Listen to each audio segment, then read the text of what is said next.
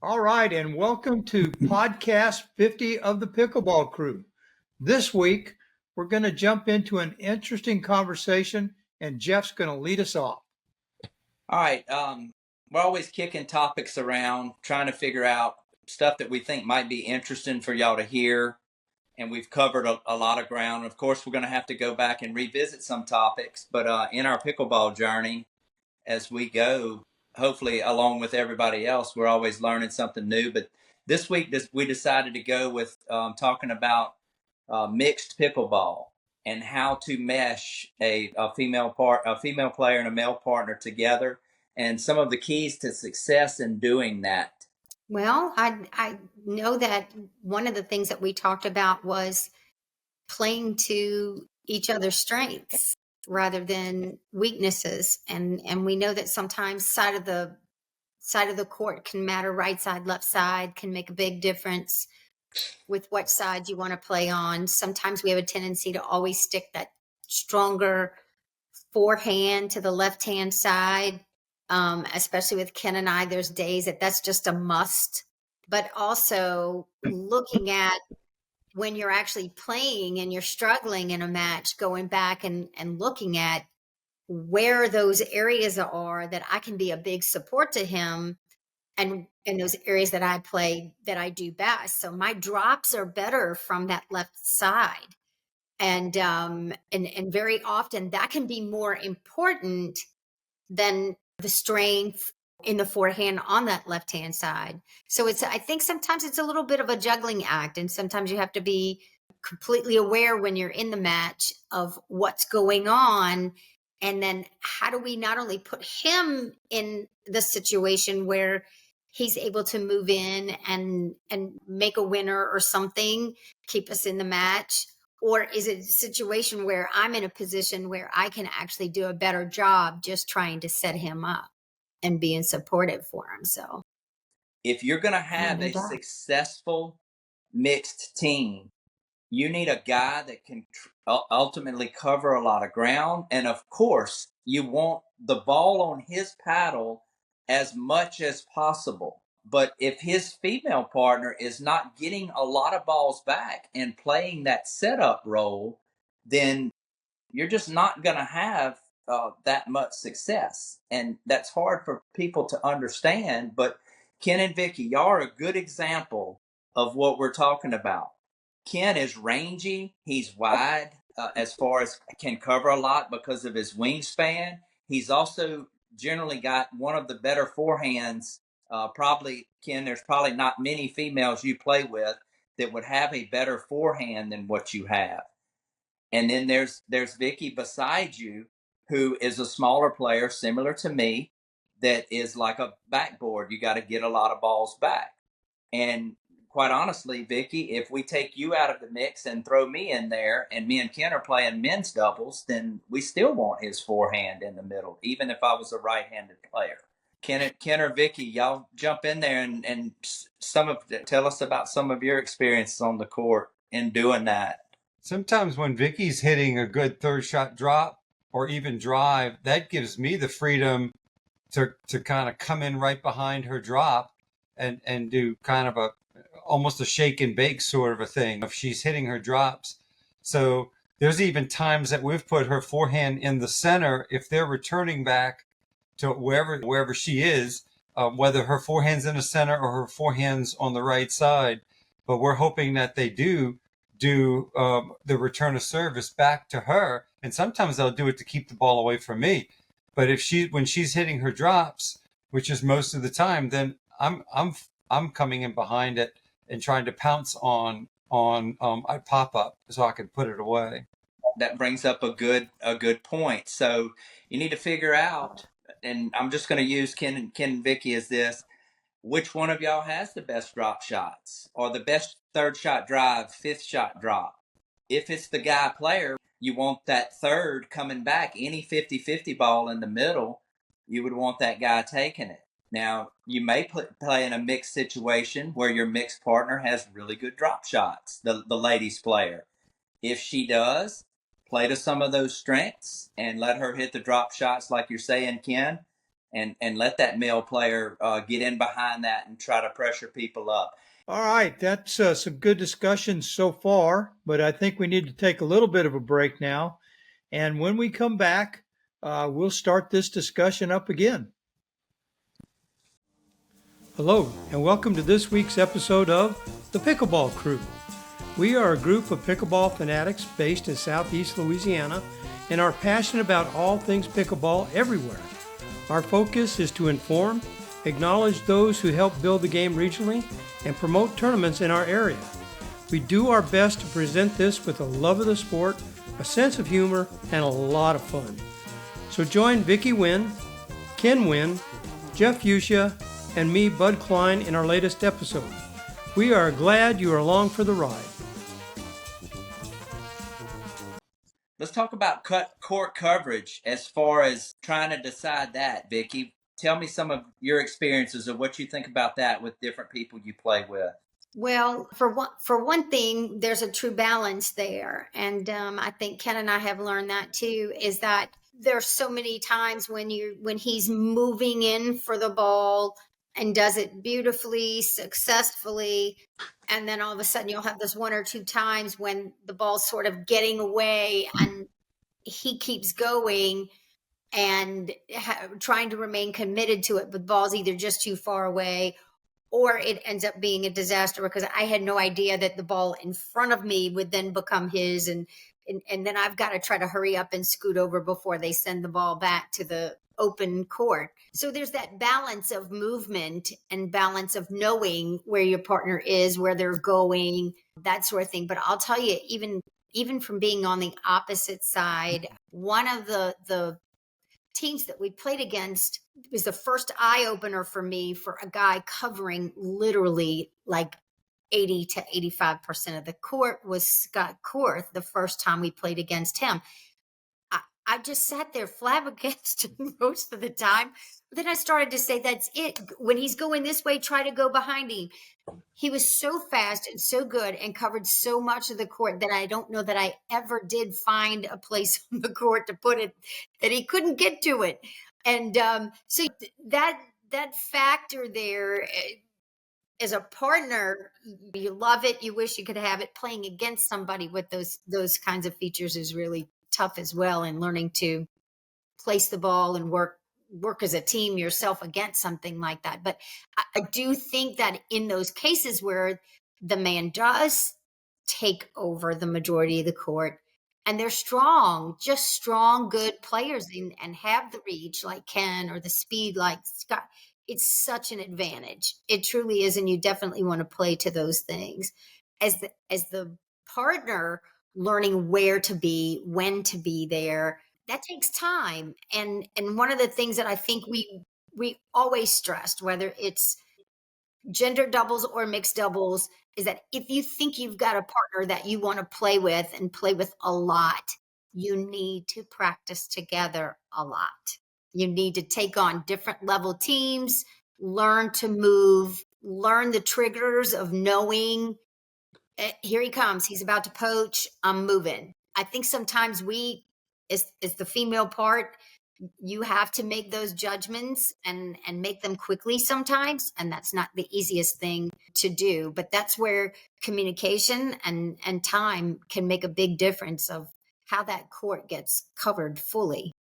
I think each case is unique. I think you just have to look to see what shots and how does the one player move, the gentleman move versus the lady, what shots works best for them.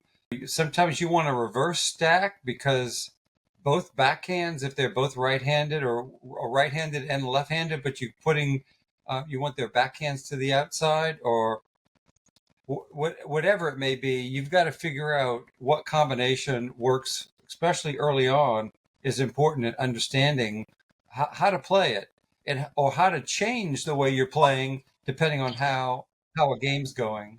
Yeah, so getting back to what we said originally, so you have to figure out with your partner, is it going to be 50-50 coverage? Is it going to be 60-40? Is it going to be 70-30?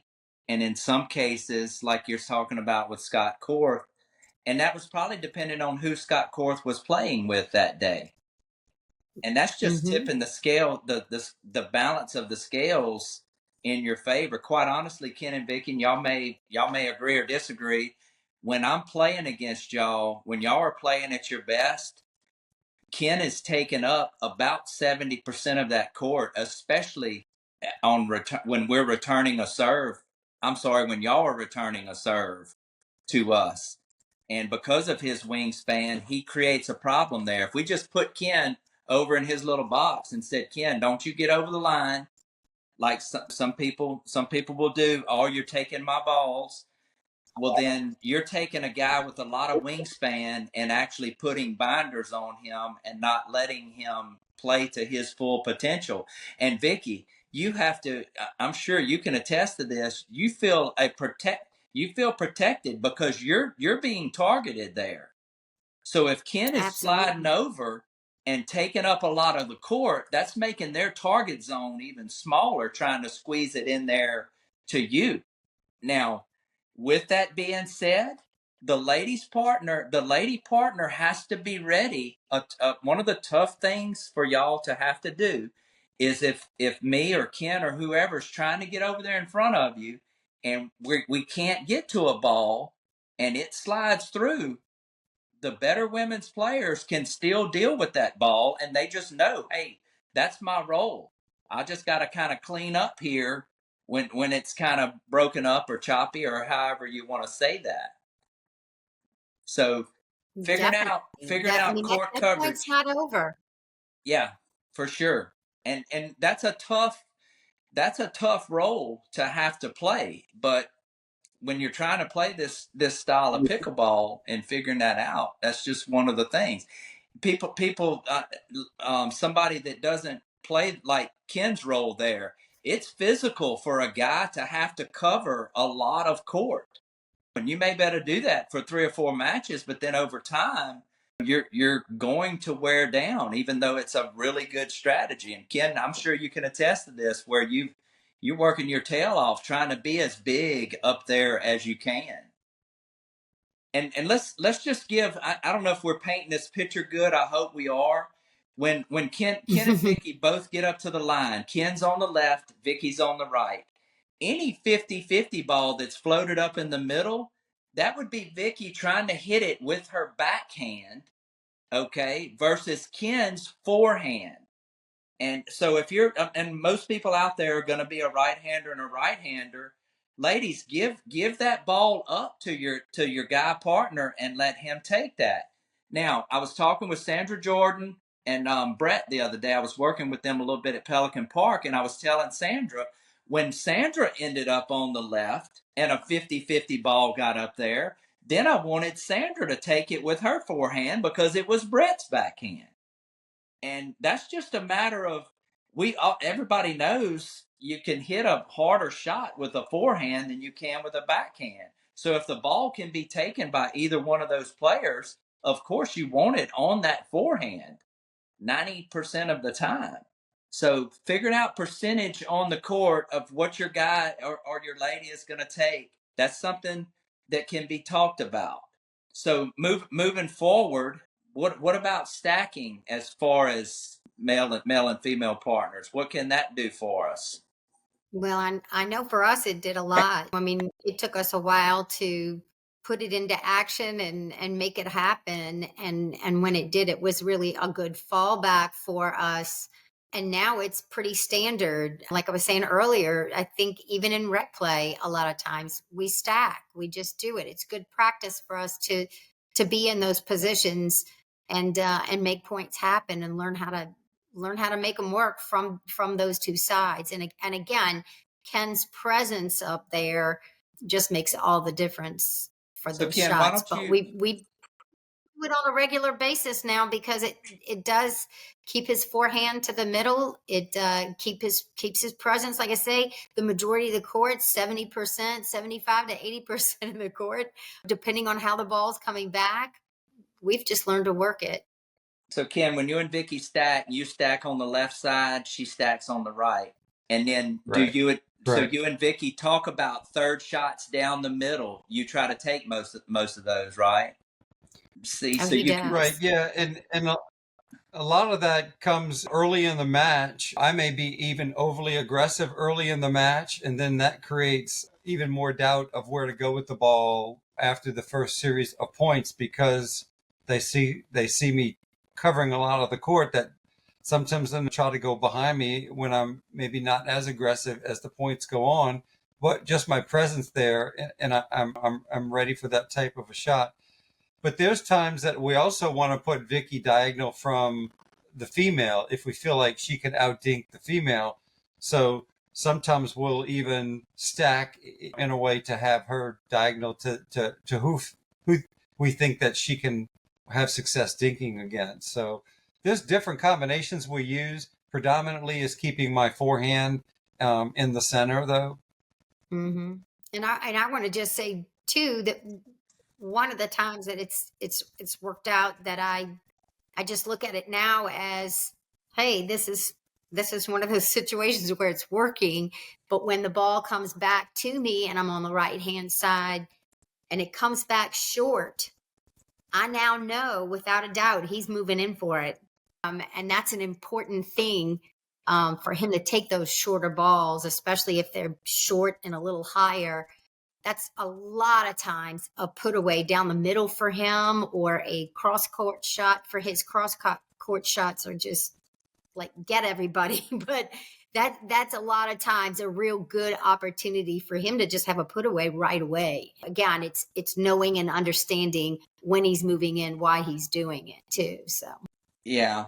So this is pretty much standard for higher level play, and I'm talking mainly. It starts happening at 4.0, but at 4.5 and above, it's standard.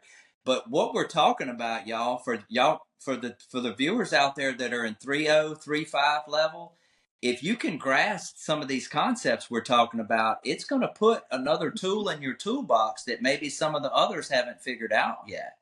Figure out, use that guy to the most of his ability. And even here's something to go ahead and discuss. Ken, you and I both have been victims of this. If you're taking up a lot of court in the middle, you're going to get beat behind you some. And in a match, if I start getting beat behind me several times, I'll tell my female partner, hey, I'm going to stay home a little bit more. But we always talk about percentages. So Ken, if you're being big in the middle 10 times and you're causing trouble 7, 8 out of 10 times, and they hit behind you 1 out of 10 times, then you're probably going to win that match. So something to figure out there. All right, so let's take and move it forward. When you're playing mixed play, you have to figure out the weaker player and target that player. There's a couple things to look at. One is not just who you think might be the weaker of the two players, but there's times that you want to play one player at the baseline and play the other player at the no volley zone. That's a good point. The person that's got the better drop shots, you may go to their partner when they're both back, but the person that's the weaker dinking, then that's who you're going to target when you're up at the no volley zone. So I think that's an important point just to keep under consideration as you're game planning. And you may not uncover that until 2-3 points into the match or even further into the match. But there are players that Vicki and I have played against, and we return all serves to one particular player. And when we're in a neutral no volley zone dink, we have the other person as our target. So, well, that's really smart. I said go at the female, but what if that female player is really good at drop shots and her guy player is good at attacking the net? Well, then if you're starting to get like a Marlena Martis will outdink at the local 4.0, 4.5, 3.5 level when whoever she's playing against, she's going to outdink 90+% of the people because she's built that way. She's trained that way. She's a really good player at resetting and dinking. So she's not the person you target at the volley zone. Yeah. Well, getting back to what I was saying, if that guy player is really hurting you coming in behind that drop shot, then you want to return to him. Okay. And now they can't run that particular play, the drop and him coming in, or the shake and bake where she's driving it and he's coming in behind and cleaning up, which I think we've discussed that on the show before, and how to deal with an aggressive guy player, hit that return to him and try to keep him back at least for another shot or two. Yeah, that's definitely my goal in the first couple of shots, is just to try to keep the other two back. And I do always keep in mind too that Chase Rigdon is the one who told us that he targets the stronger player at the baseline. And he said, it's always because I want to keep the stronger player back. It's not because I'm targeting the weaker player because that person's weaker. I want to keep the stronger player further back. And that was really smart to think about. Yeah. I want to talk a little bit about, because, and again, this is just doubles period, but in thinking about the male being covering more of the court, and especially moving in and that sort of thing, is just, I watch how many times people do struggle with that whole middle area. And we do fun exercise from time to time with a game, and it's targeting the middle, protecting the middle. And with a really smart opponent that knows how to move you around, one of the key things is to always remember is to try to protect that middle. You can't ever think in terms that I'm over on my side, I'm doing my thing, because if your partner gets pulled out of position, that's one of the things you have to really be aware of, is where the ball is on the opposite side. Where's the highest chance of where it's going, and am I in position to help out and take that ball better than my partner is because he just got pulled out of position? So just something to think about and be aware of, because there's so many times that middle just gets open and it's like a red flag. Put the ball in the middle. So Vic, you just reminded me of something. You need to figure out, is your partner, and this again, this is in gender doubles or mixed, but especially in mixed, like you as a female, you've been through this, what I'm fixing to say. Figure out if your guy partner is a good counterattacker, or is that not one of his strengths. Quite honestly, me and Ken both, we can counterattack some, but I don't think that's a strength of mine and Ken's games. So if it was, then you could initiate some attacks at first, and then let a counterattacker clean up.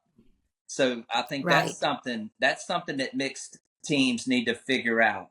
And if you're not a great counterattacker, then, and I'm not, so I wouldn't want my female partner attacking a whole bunch. Now I want her to attack at the right times, but for me, it's a better fit if we stay into.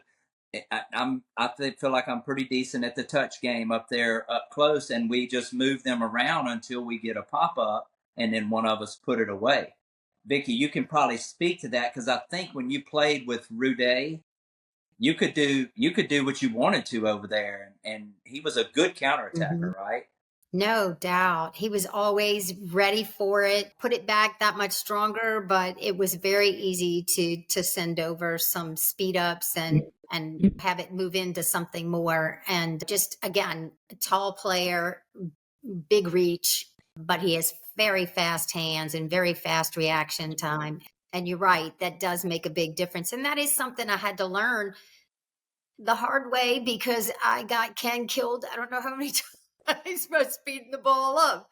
And sometimes even just in the wrong direction. We talk about the whole triangle thing now, and paying attention to wherever you send the ball and it's coming back to you. If you learn that the triangle thing, it's you can start to sort of prejudge where that ball may be going and be a little bit more ready for it. But it does. It matters. It matters whether you're going to send it cross court. Your partner better be very ready for it. Just a great way to get them hit, and not worth it. It's just not worth it. But it's also that it's not going to turn into a point for you either. paying attention to when you do those speed ups, depending on their position and whether they're very ready for it or not, is a big factor. So, and that's a lot of learning on my part. You end up as a female partner, you end up relying on them so much because they do so much, and you forget that that's a role you have to play and you have to learn. You're there to set them up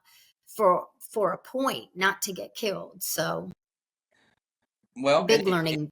You just sparked another thought in my mind. Part of the female's job sometimes is getting over out of the way to let that male player do his thing. Mm-hmm.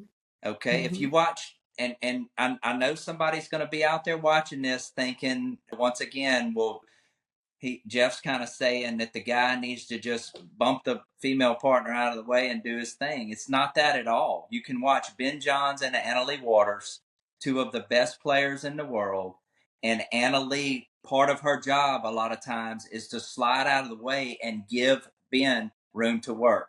Now, we're not Ben Johns. I'm not saying that at all, but we can do that on a lower level. I worked with Sandra Jordan and her mixed partner, Brett, a couple of times this past week. And that was one of the first things that we got ironed out. Sandra was on the right, Brett's on the left. They're both right-handed. Sandra kept trying to take, in the beginning, middle balls with her backhand. Okay. And her backhand, it's not bad from up there at the net. She has a lot of reach, but we wanted Brett to take those balls with his forehand.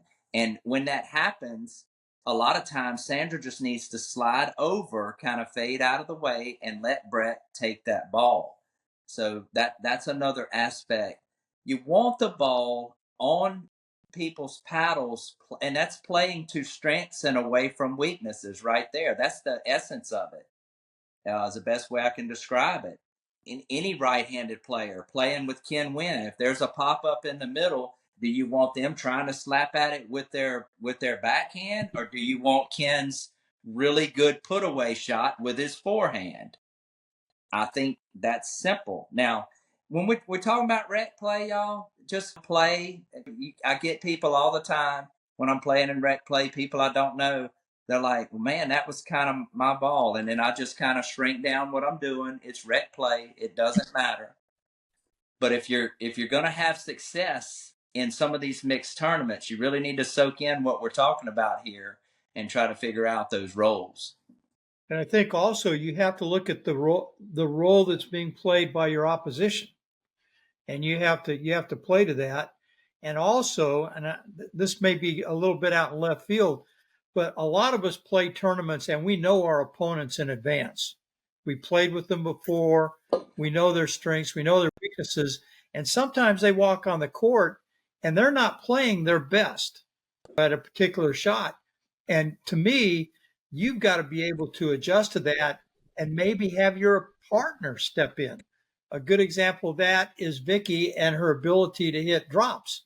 You may be playing somebody that doesn't handle a drop shot well, and I want Vicki to take those balls as much as she can and drop them into the no volley zone. Mm-hmm.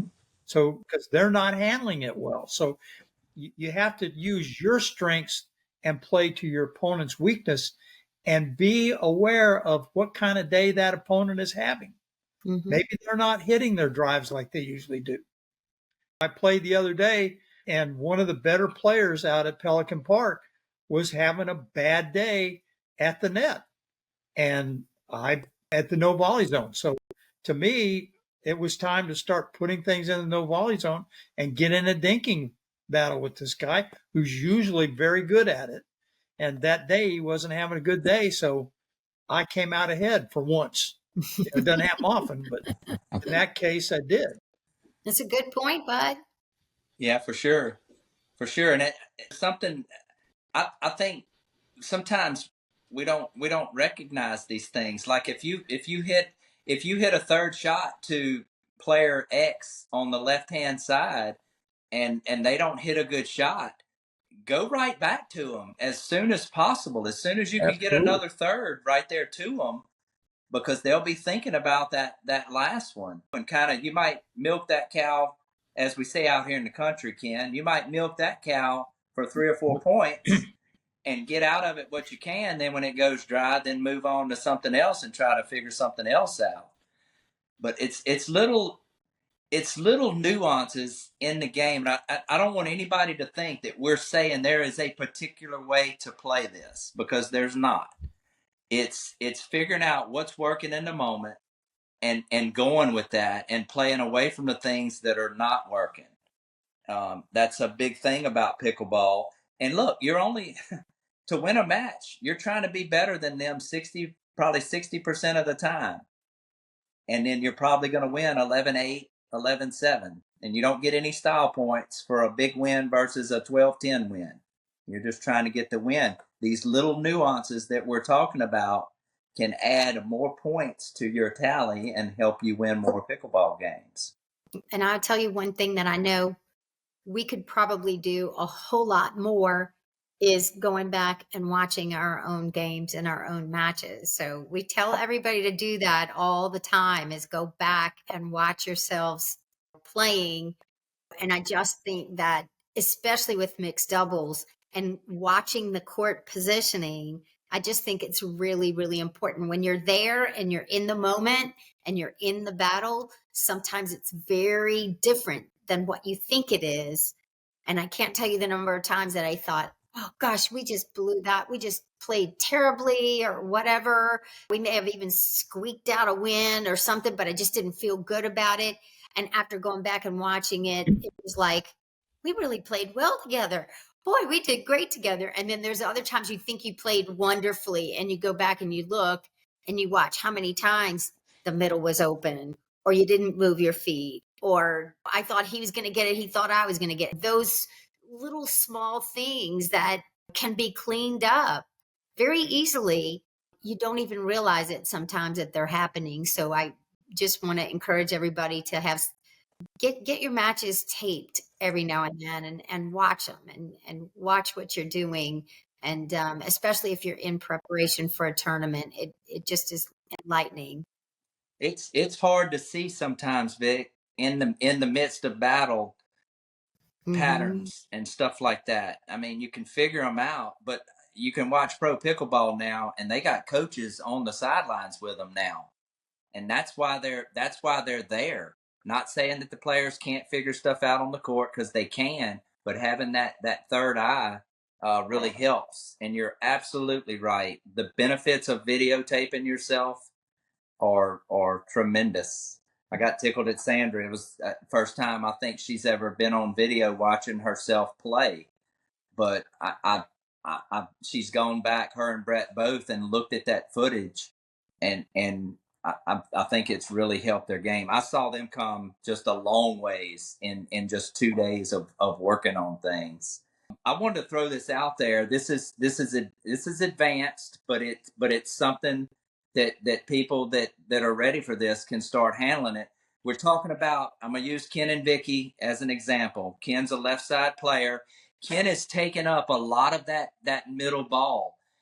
The female player on the right, which is Vicki can actually load up a lot of times with balls coming. You can slide over. You're sliding out of the way to let Ken work, but you're actually sliding over and loading up with your backhand in a lot of instances near your sideline, near that right-hand sideline. If they hit it to your right side, there's no way you can get a paddle on it, but you don't have to, because it's going out of bounds. Mm-hmm. And now you have a really good two-handed backhand ready to slap it down. And then you got Ken, the pterodactyl in the middle, that's ready to put it away with his forehand when they're trying to attack that female on that particular side. That's advanced type stuff. Anybody that sees us at the courts, if you're curious about more about that, any of the four of us would be glad to show you a little bit more about that on the courts. But that can really help in your play, not only mixed, but in men's also. Yeah. I mean, and there are times when I know I can set out and I'll give Ken a little watch, and I'm on the right side returning the serve, and I just return it as wide as I can. There's only so so much that they can do to try to get that ball back to me, but they're going to try. And that's just an open invitation for a nice big put away towards the middle. So I love that strategy, and I love that shot to try every now and then in a match. But I think that, again, that's something that if you can practice a lot, Yep. practice together, know that you are confident in that shot, that you can give your partner a signal to watch the middle kind of thing. Yeah, for sure. And what you're talking about is you're using your shot to try to make them funnel the ball back to Ken to get it back on his paddle. Which the more you can do that in a setup situation, which your part is just Ken's going and scoring a touchdown with the put away, and everybody sees that, but do they see how Vicki was doing the setup to get the ball to his paddle?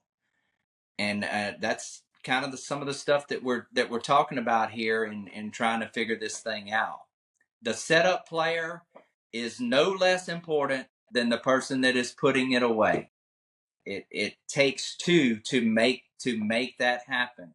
So any of you female players out there that are thinking that we're saying, get over out of the way and let us guys play. And if I'm just going to put it out there, if you're playing with a guy and he thinks like that, he thinks, oh, you're just here for decoration, then you might have the wrong mixed player that you're playing with.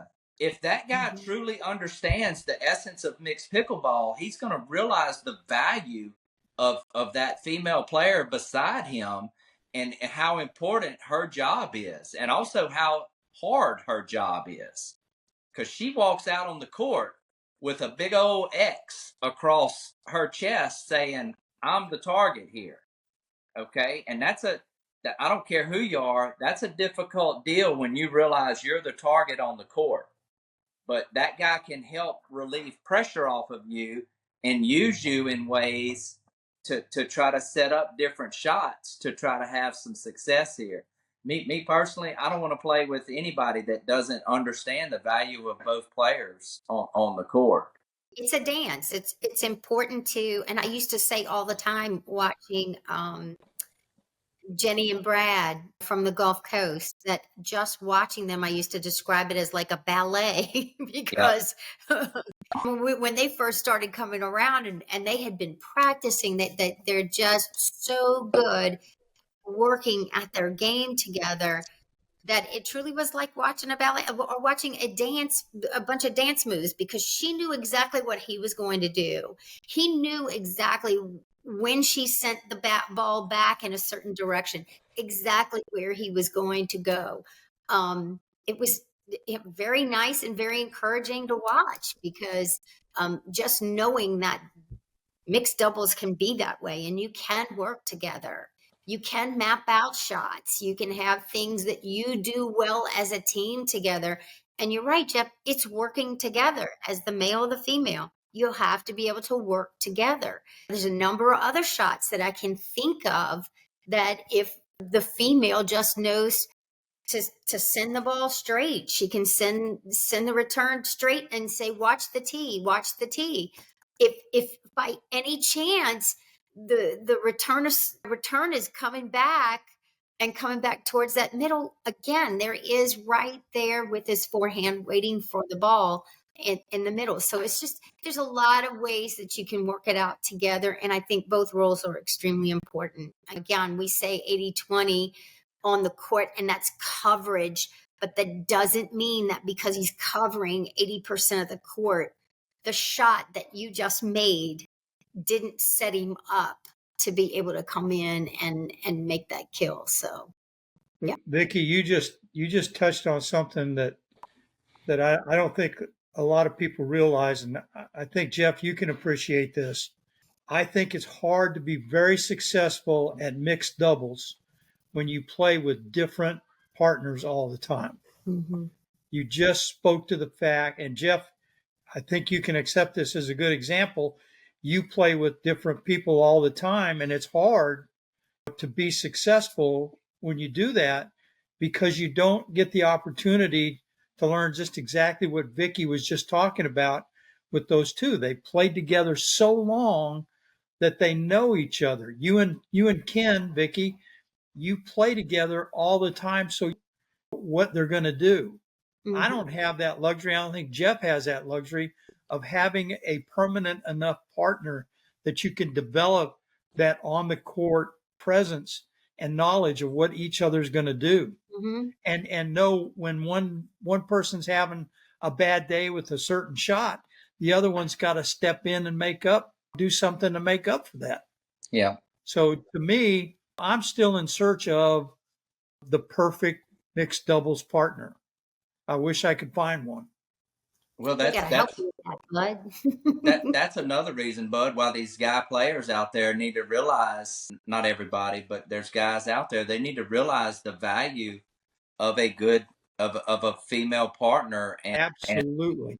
what she goes through. I think it's harder. There's more good guy players than there are good female players. That's why you in gender doubles, you can find people to play with left and right. Vicki, you can find females to play with. But for guys hunting for female players to play with that you mesh with, that's in your age group, that's a tough deal to find there for most guy players. So when you do find one, don't run her off, because you don't realize her value and what she's able to do and what she's going through over there. And hope she doesn't live 300 miles away. Right. Yeah. And you don't want it to cause a divorce. It's just pickleball. No. Not worth that at all. We've been through some long rides home, honey. Yeah. Well, I think as you get more experience as a player, and that's with when you play with a new partner, whether it's a gender partner or a mixed partner, the more experience you have, I think you're able to kind of work more easily with somebody and adapt with who you're playing with. And I think that comes from just having that experience.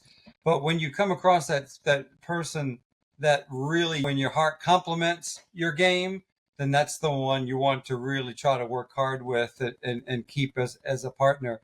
But I think when two people don't have a lot of experience of partnering and knowing how to be a good partner, I think it's harder for them to play together. Knowing how to be a good partner and how to slightly adapt your game to your partner as you develop the chemistry, I think goes a long way. I agree. And it's learning to think together too. It's learning a lot of what you were talking about too, Bud, is looking at your opponents and figuring out, I mean, there's a number of times when we targeted the female or whatever, and I'd turn to Ken and say, she's the stronger player of the two. Start targeting, and he's like, "You're right." And so you kind of make those changes, but it's both people being aware and communicating and working together through a match. I have to like it. I mean, I really do enjoy mixed doubles. I played a tremendous amount of mixed doubles in tennis when I was younger, and I always loved it. I love to get out there with the guys who were just beating the ball so hard. And my experience with pickleball now has been the beginning stages of my game. I was probably one of 2 or 3 females out there on the court. That was it. So it was a lot of mixed doubles and learning, and I truly do enjoy it. Most people in the know will tell you the mixed doubles game is so different from gender doubles.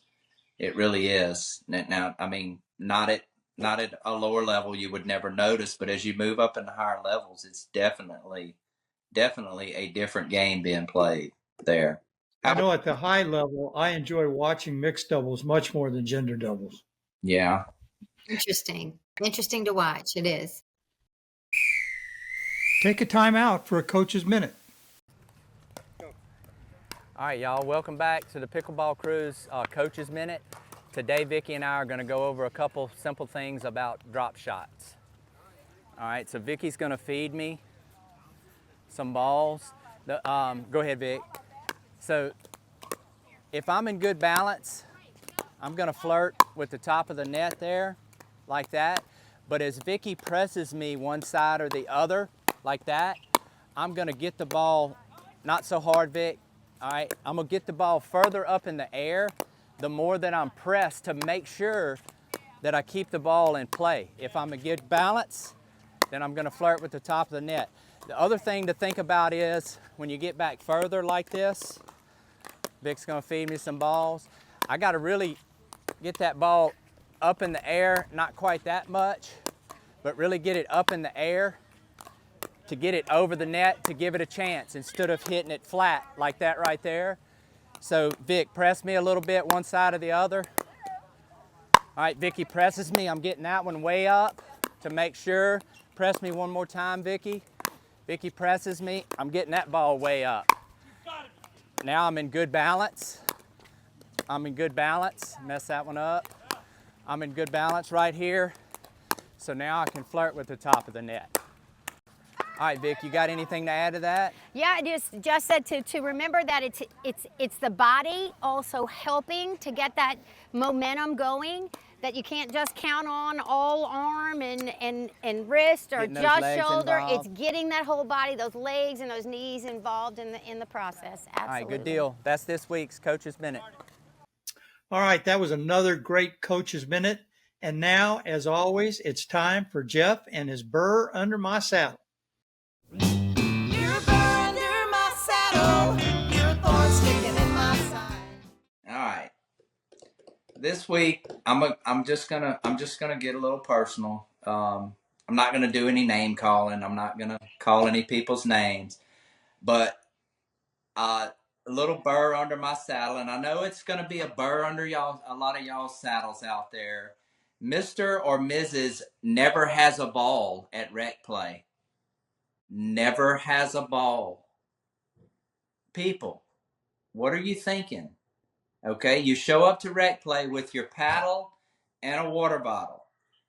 Okay, and no ball. And you do this 90% of the time. There's people out there that they know you. Okay, get online like everybody else does and buy you several balls. Y'all buy more than a 3-pack. Okay, if you can't afford more than a 3-pack, maybe you don't need to be playing pickleball all the time. Maybe you need to go find a job. Okay, so that's this week's Burr Under My Saddle. Everybody have some balls and share the burden. But look, if you don't want to bring them out there and I'm out there, you always know that red wagon is sitting over there and there's balls in there. Half of them are cracked, but you can go dig through them and find a ball. And we'll be fine. And I'm still going to play with you people, even if you don't have a ball. But that's this week's Burr Under My Saddle. Back to you, bud. Oh my God, Jeff, every week. Y'all know my it's favorite true. so far. I don't Y'all all know of it's them. true. That's why y'all are all laughing. Y'all have somebody in mind. It's Yeah, so it's true. beautiful. I love it. All right, Jeff, thanks for that Burr Under My Saddle. And now it's time for Ken and his tournament previews. Hot off the press, it's time for Ken's tournament previews. All right, hey bud, thanks. Let's talk tournament previews. May 18th, 19th. This is the state games of Mississippi. This will be in Halls Ferry Park, Vicksburg, Mississippi. So over 40 people registered. Go to pickleballbrackets.com. Registration's closing soon, May 11th. So get your last minute registration in for the state games of Mississippi. The same weekend, May 17th through 19th. This is a classic for Southeast Louisiana. Pickle in the Dell at Crossgates Fitness Center in Slidell, Louisiana. It's $65. Go to pickleballbrackets.com to register. May 24th, 25th is the pickleball tournament in DeRidder, Louisiana. Text the word pickle to 337-227-6144. Again, pickleball tournament in DeRidder, Louisiana. The same weekend, May 24th through 27th, the Stacks Pickleball Fest. This is the first annual. This will be at Stacks, in Baton Rouge, Louisiana. This is a 4-day tournament with standard brackets, senior brackets, MLP brackets, and also a junior event. Go to globalpickleballnetwork.network to register. We're going to put the long URL at the bottom of the screen. Registration closes on May 10th, just around the corner.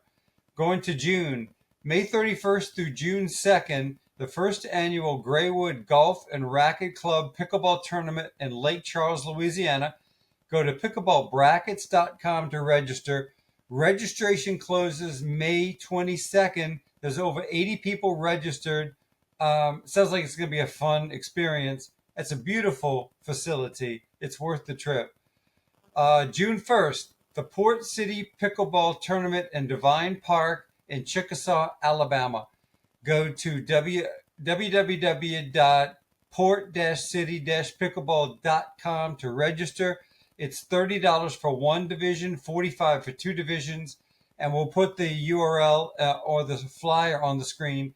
You can scan the QR code to register. June 15th, this is a new listing. This is Pickleball for the Pups at Stacks Pickleball in Baton Rouge, Louisiana. We're going to put the URL on the screen. It's men's doubles, women's doubles, and mixed doubles, June 15th. June 20th through 23rd, paddles at the Plex, Opelika, Alabama. Go to pickleballbrackets.com to register. There's over 230 people registered, and registration closes June 10th. August 8th through 11th, it's the second annual NOLA Pickle Fest at the Moriel Convention Center, New Orleans, Louisiana. Go to pickleballbrackets.com to register. There's over 280 people registered. Look, if you haven't been to one last year, it's worth even just showing up with your paddle. On Saturday, Drew Brees, John McEnroe will be paired with pros, and they'll be playing on center court. On September 6th through 8th is Louisiana State Championship at the New Orleans Hilton in New Orleans. Go to pickleballbrackets.com to register. This is a first-year event, and there's going to be a United States Championship in Dallas. So if you medal in the state games, you qualify for the United States games.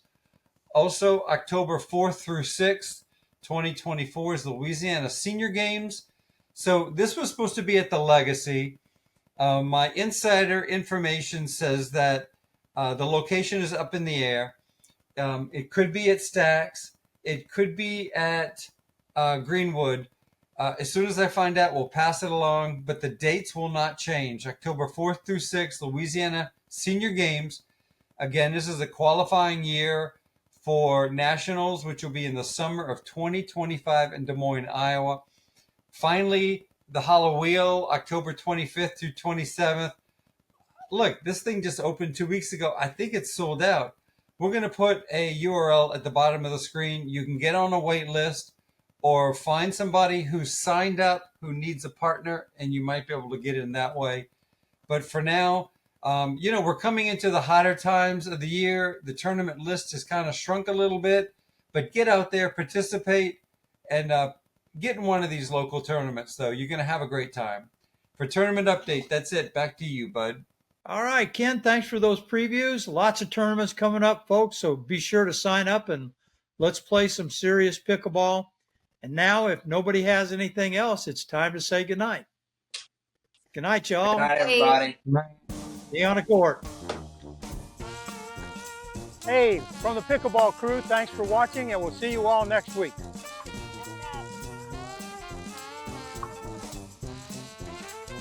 Well, that's it for this episode. We hope you enjoyed it.